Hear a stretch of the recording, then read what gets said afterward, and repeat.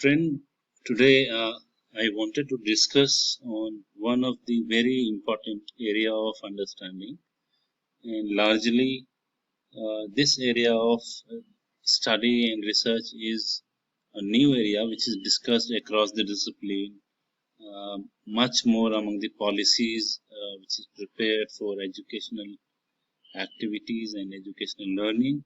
Uh, and second, that inclusive education is one important area which is not only significant in terms of bringing newer framework, new ways to understand and bring education among across the class and across the communities, but it is also to make the policies, correct the policies, and see what are the hindrances in terms of getting educations perfectly and scientifically to the needy. And perhaps in India, this is more discussed in primary level and at the primary level, but gradually inclusive education is becoming and have taken up a center stage in higher education institutions. The policies of the government of India also talks about it. But why do we really think of inclusive education? That demands a small understanding of inclusion. What is inclusion?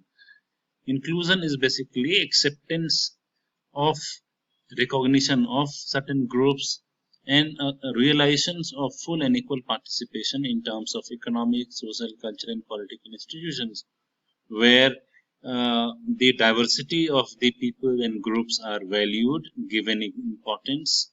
Uh, it is all about engendering feelings of belonging by increasing social equality and participation of diverse and disadvantaged populations.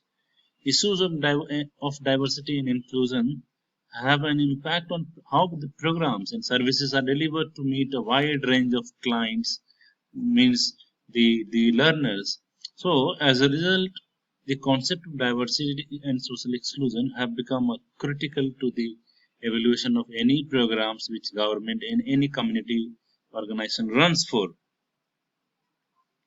And this has become important for education. When we talk of inclusive, we talk first about the child and the children. So every child has the right to education according to his or her capacity, whether the capacity of the children or child is small or great, except the exceptional children who are exceptional, considered to be exceptional, not really normal in context of their learning. So inclusive education becomes very important. We have exceptional children.